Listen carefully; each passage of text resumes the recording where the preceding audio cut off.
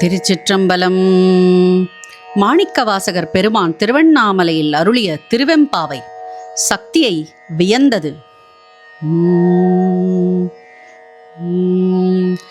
ஆதியும் அந்தமும் இல்லா,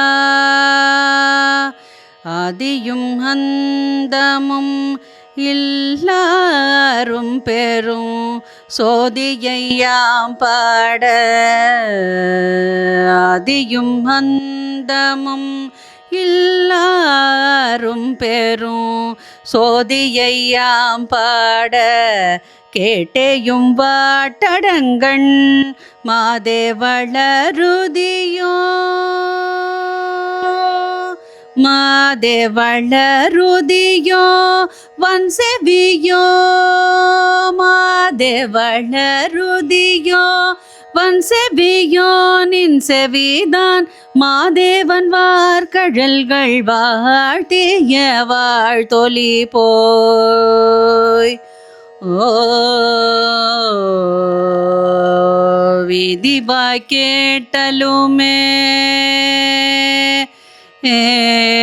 விதிவாய் கேட்டலுமே விம்மி விம்மி மெய் மறந்து, விதிவாய் கேட்டலுமே விம்மி விம்மி மெய் மறந்து, விதிவாய் கேட்டலுமே விம்மி விம்மி மெய் மறந்து, போதாரமளியின் மேல் நின்றும் புரண்டு இங்கன் ஏதேனுமாக, ஏதேனுமாக கிடந்தாள்,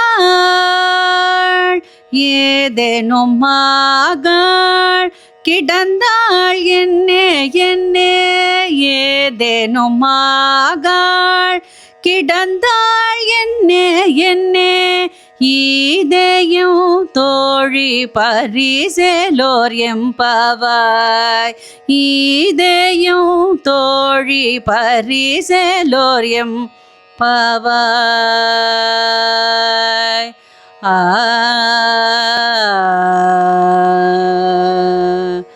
திருச்சிற்றம்பலம்.